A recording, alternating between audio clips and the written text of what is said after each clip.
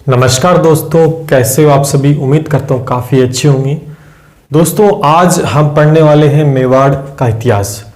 और मेवाड़ के इतिहास में हमने कहाँ तक पढ़ा, कल के वीडियो में आपने देख लिया होगा। कल हमने समर सिंह तक पढ़ लिया था। अब समर सिंह का पुत्र था रावल रतन सिंह। तो आज हम रावल रतन सिंह, पद्मिनी, अलाउद्दीन खिलजी के बारे में डिटेल से पढ़ेंगे। क्या कहानी थी, किस तरह से इनका युद्ध हुआ। तो बड़ा इंपॉर्टेंट टॉपिक है आज का दोस्तों। यहाँ से प्रश्न हमेशा बन जाता है, तो बड़े ध्यान से सुनना है। और कल वाले अगर आपने क्लास नहीं देखी, पिछले अजमेर के चौहान मैंने कंप्लीट कर दिए थे, अब मेवाड़ चल रहा है, तो पिछले जितनी भी क्लासें हैं दोस्तों आप देख लीजिएगा। डिटेल से सर से डिस्कस की है। आपको कोई दोस्तों ये वीडियो देखने के बाद में कोई भी गाइड पढ़ने की आवश्यकता नहीं है, ठीक है। यहाँ पर वही चीजें आपको करवाई गई हैं जो कि बहुत ज्यादा इंपॉर्टेंट है। अगर क्वेश्चन ऊपर के लेवल का पूछेगा तो भी यहीं से बनेगा, और डेप्थ में चीजें पूछेगा तो भी यहीं से बनेगा। इसी तरीके से कुछ डिजाइन करके आपकी क्लास मैंने ली है दोस्तों, तो काफी इंपॉर्टेंट है। तो लाइक करना है, शेयर करना है, और चैनल को सब्सक्राइब जरूर करें और शेयर करें अपने दोस्तों का, जिससे सभी बच्चे इससे जुड़ पाए। ये क्लास दोस्तों आपकी ग्राम सेवक, राजस्थान हाईकोर्ट LDC स्पेशल, ग्राम सेवक, पटवार, रीट और भी कोई वैकेंसी है जिसके अंदर राजस्थान जीके और हिस्ट्री पूछी जाती है, तो यहीं से प्रश्न बनता है। आप सभी जानते हैं हिस्ट्री कोई न तो कम होती है न ज्यादा होती है। काफी सालों से हिस्ट्री का वही पोर्शन और वही पूछा जाता है। तो आज हम किसको पढ़ने वाले हैं? आज हम रावल रतन सिंह को पढ़ने वाले हैं। किसको पढ़ने वाले हैं? रावल रतन सिंह को, ठीक है। जो कि क्या था? समर सिंह का पुत्र था। तो यहां पढ़ते हैं रावल रतन सिंह, ठीक है। बहुत ही अच्छी क्लास होने वाली आज। रावल रतन सिंह। दोस्तों, सबसे पहले जो प्रश्न पूछा जाता है रावल रतन से संबंधित, वो है उसके शासनकाल का। तो इसके शासनकाल से पूछा जाएगा तो 1302 से लेकर दोस्तों 1303 तक ही इसके शासनकाल माना जाता है। रावल रतन सिंह के बारे में, समर सिंह का ये पुत्र था। किसका था? कल मैंने बताया था आपको, ये समर सिंह का पुत्र था। समर सिंह का ये क्या था? पुत्र था।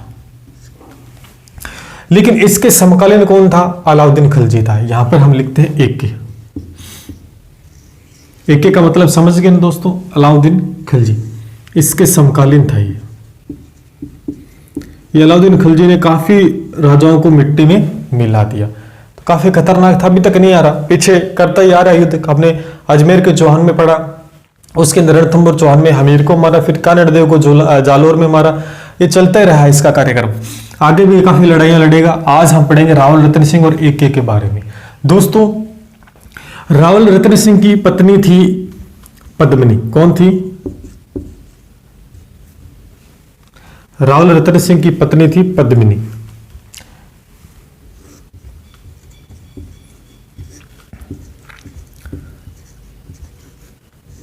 पद्मिनी, ठीक है। ये गर्दव सेन की पुत्री दोस्तों। इसके पिता का नाम था गर्दव सेन। इसकी क्या थी दोस्तों? ये पुत्री थी। कई बार पूछ भी जाता है कि पद्मिनी के पिता का नाम क्या था, ये गर्दव सेन की पुत्री का नाम क्या था।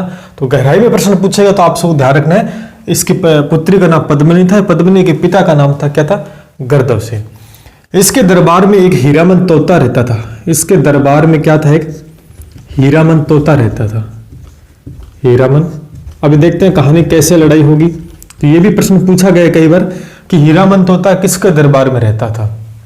रावल रतन सिंह ऑप्शन में हो सकता है, या स्त्री का पूछेगा तो पद्मिनी आपको नाम वहां पर देगा। तो पद्मिनी के पास हीरामन तोता रहता था। और रावल रतन सिंह के दरबार में एक राघव चेतन का ब्राह्मण भी था, तांत्रिक ब्राह्मण। क्या था? तांत्रिक ब्राह्मण था। तो इसका नाम था राघव चेतन। रहेगा याद। अब एक एक कड़ियां हम जोड़ेंगे, कैसे लड़ाई होती है यहां पर, ठीक है। अब यहां पर राघव चेतन था, ये तांत्रिक ब्राह्मण था, ठीक है। जंतर मंत्र, ये टोने टपोने जो बोलते हैं ना, वो किया करता था। दोस्तों, यहां पर ये चित्तौड़ का है, चित्तौड़ के दुर्ग पे था रावल रतन सिंह शासक था, और इधर था अलाउद्दीन खिलजी। दोस्तों, उस समय क्या था? गुजरात और मालवा की तरफ कूच करते थे, दक्षिण भारत की तरफ कूच करना था। तो वहां से अगर जाना होता तो चित्तौड़ को बीच में पड़ता था। चित्तौड़ उस समय, तो चित्तौड़ को यहां से जीते बिना तो जा नहीं सकते, चित्तौड़ को पार करना पड़ता था। तो यहां पर एक ये भी चीज थी अलाउद्दीन खिलजी की भी इसको जीता जाए, क्योंकि महत्वाकांक्षी राजा था कि चित्तौड़ बीच में पड़ता है, इसको किसी न किसी तरीके से इस पे कब्जा किया जाए। लेकिन यहाँ सबसे बड़ा जो कारण बना, पद्मावत ग्रंथ लिखा था मलिक मोहम्मद जायसी ने, उसके अंदर ये बात लिखी हुई दोस्तों कि इस राघव चेतन ने इस अलाउद्दीन खिलजी ने युद्ध का कारण एक ये भी रहा पद्मिनी। पद्मिनी काफी खूबसूरत थी दोस्तों, काफी खूबसूरत थी। अब खूबसूरत तो सबको ही पसंद आती, तो अलाउद्दीन खिलजी को भी पसंद आ गई दोस्तों यहाँ पर। तो साथ साथ में एक बड़ा कारण ये भी रहा कि इसको पता नहीं था कि ये खूबसूरत है पद्मिनी।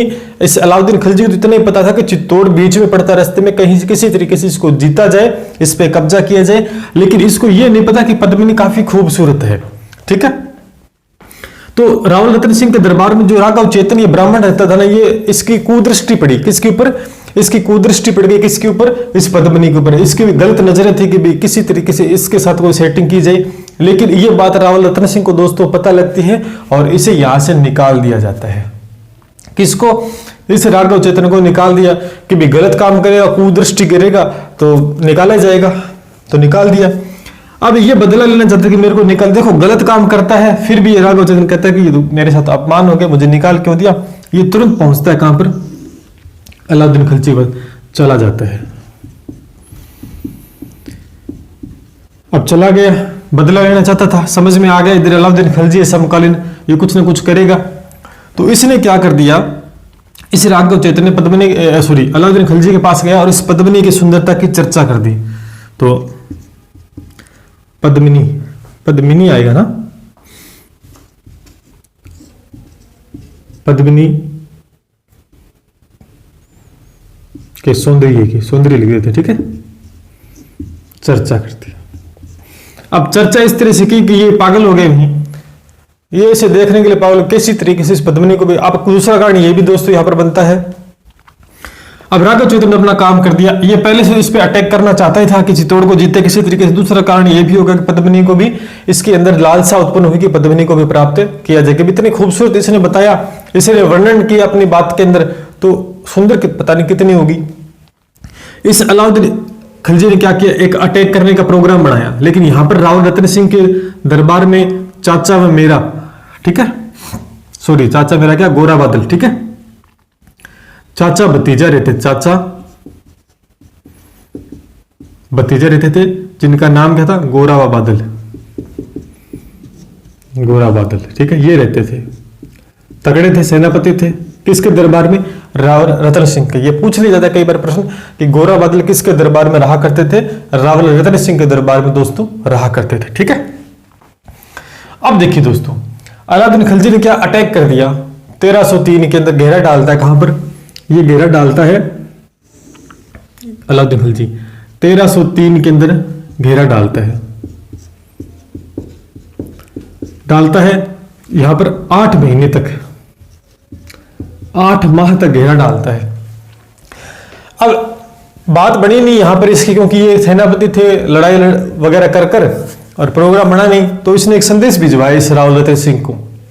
इतिहास में दोस्तों हमने तो देखा नहीं है, कहा जाता है कि इसने एक संदेश भिजवाया रावल रतन सिंह को कि मुझे तुझसे कुछ लेना देना नहीं है, मैं युद्ध नहीं करूंगा, तो मेरे को एक तेरी ये जो वाइफ है, तेरी पत्नी है, ये काफी खूबसूरत है, मैंने तो देखी नहीं इतनी खूबसूरत कैसी होती है, हमारी रानी तो है नहीं, तो एक बार तेरी रानी को दिखा दे, और दिखा मत चाहिए तो उसका जो अक्ष है, उसकी जो तस्वीर है, मुझे एक आईने में दिखा दे, फिर मैं तेरे साथ युद्ध नहीं करूंगा, मैं चला जाऊंगा। लालची था ये, तो एक बार देखना चाहता था। तो रावल रतन सिंह ने कहा कोई बात नहीं, दिखा देंगे, क्या दिक्कत है। इसने जैसे इसको अक्ष दिखाया अलाउद्दीन खिलजी को, तो आपको पता है कि जैसे बात में ही इसके वर्णन किए, तब इसने कल्पना इतनी बड़ी बना ली, उसके बाद में अक्ष इसने देखा तो ये इससे रहा नहींगा, इसके मन में और इच्छा जागृत होगी, अब तो मुझे पद्मिनी को प्राप्त करना है। अब युद्ध का मेन जो कारण बनता है पद्मावत ग्रंथ, जो कि मलिक मोहम्मद जायसी ने लिखा था कि युद्ध का कारण पद्मिनी थी, तो पद्मिनी की सुंदरता का वर्णन किया गया है। तो यहां पर अलाउद्दीन खिलजी के मन में एक इच्छा जागृत कि अब तो पद्मिनी को किसी हालत में हमें प्राप्त करना ही होगा। तो 8 माह तक घेरा डालता है। यहां पर 8 महीने के बाद 26 अगस्त 1303 को अटैक कर देता है और पूरे सज्जो सामान के साथ ये अटैक करता है यहां पर, जिसके अंदर ये पद्मिनी और रावल रतन सिंह ने पूरा युद्ध किया, जिसके अंदर गोरा बादल क्या हो गए, मारे गए। इसमें क्या थे, ये दोनों मारे गए। कब मारे गए? 26 अगस्त 1304 को ये मारे गए। ठीक है, पूरा युद्ध हुआ और यहां पर पद्मिनी ने 1600 रानियों के साथ में क्या कर लिया? जोहर कर लिया। अभी बात बड़ी नहीं, युद्ध तो किया लेकिन करे क्या? पद्मिनी ने क्या कर लिया? 1600 रानियों के साथ जोहर किया, भस्म हो गई कि भी मुझे प्राप्त करेगा, मुझे लेके जाएगा, अपमानित होंगी।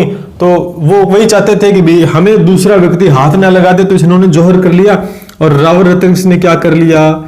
केसरिया का मतलब केसरिया बांध कर और लड़ाई लड़ी और यहां पे अपना त्याग दे दिया। तो ये थी कहानी। यहां पर अलाउद्दीन खिलजी को ना तो पद्मिनी मिली और रावल सिंह भी मारा गया। तो यहां पर देखो जोहर भी हुआ है और केसरिया भी हुआ है। जहां केसरिया होता है, जहां जोहर होता है, वो चीज साका कहलाती है। इसका मतलब है कि ये मेवाड़ का प्रथम साका हुआ। ध्यान रखना विशेष बात दोस्तों है, यहां लिख दो कि मेवाड़ का प्रश्न पूछा जाएगा कि मेवाड़ का प्रथम साका कब हुआ? मेवाड़ का प्रथम साका दोस्तों अभी मैंने बताया है 1303 में हुआ। याद रखेंगे 1303 में हुआ। और राजस्थान का दूसरा साका आपसे पूछे, राजस्थान का दूसरा साका आपसे पूछे तो भी क्या हुआ है? 1303 में हुआ है।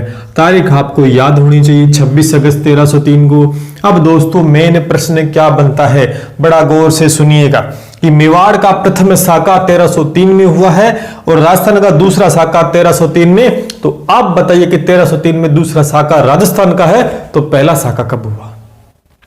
अगर आपने मेरी पहली क्लास देखी होगी तो आपको पता होगा रणथंबोर के अंदर, रणथंबोर के चौहान जब हमने पढ़े थे तो यही अलाउद्दीन खिलजी था। 11 जुलाई 1301 को राजस्थान का प्रथम साका होता है। अगर आपने पढ़ा होता तो हमीर देव को मारता है वहां पर। ठीक है, वहां पर उसकी पत्नी थी वो प्रोमिला थी और रंग देवी उसकी पत्नी थी। वो जोहर करती है, जल जोहर करती है। राजस्थान का एकमात्र दुर्ग था रणथंबोर दुर्ग, जहां पर जल जोहर हुआ, जहां राजस्थान का पहला साका हुआ 11 जुलाई 1301 के अंदर। और आपको दूसरा साका पूछे तो 1303 में। इस तरह से कड़ी से कड़ी जोड़कर आपको मैं पढ़ा रहा हूं और इसी तरीके से आपको याद रखना है। समझ में आई दोस्तों बात आपकी? तो ये था, यहां पर पूरी राम कहानी की चर्चा हमने कर दी। इस तरह से प्रश्न पूछे जाएंगे। मैंने एक एक चीजों को एक्सप्लेन किया। यहां पर एक चीज मैं आपको बता दूं कि पद्मावत ग्रंथ लिखा गया था 1540 के अंदर। पद्मावत ग्रंथ की जो रचना हुई थी वो कब हुई थी? 1540 में हुई थी। मलिक मोहम्मद जायसी ने लिखा था। मलिक मोहम्मद जायसी ने लिखा था, जो कि शेरशाह सूरी के दरबार में था। और इसने युद्ध का कारण क्या बताया? युद्ध का कारण लिख लेना भैया, क्योंकि बोर्ड में अगर मिटाई तो क्या इसमें किसको बताया? पद्मिनी को बताया। तो प्रश्न पूछा जा सकता है कि युद्ध का कारण पद्मिनी को कहां बताया गया है? पद्मावत में। कब लिखा है? 1540 में। किसने लिखा? मलिक मोहम्मद जायसी ने। कहां रहता था? शेरशाह सूरी के दरबार में। देखो एक एक चीज मैं बारीकी से बता रहा हूं, प्रश्न छूटने वाला है ही नहीं दोस्तों आपका। और डॉक्टर दशरथ शर्मा ने इसको ऐतिहासिक पात्र माना है। डॉक्टर एक और प्रश्न बता देते हैं गहराई से। डॉक्टर दशरथ शर्मा ने ऐतिहासिक पात्र माना है। ऐतिहासिक पात्र किसको माना है? पद्मिनी को माना है। ये भी प्रश्न पूछा नहीं गया लेकिन पूछ सकते तो, लेकिन हमारा काम है पूरा आपको मैटर करवाना। तो ये था भी रावल रतन सिंह के बारे में जबरदस्त तरीके से मैंने आपको एक्सप्लेन किया।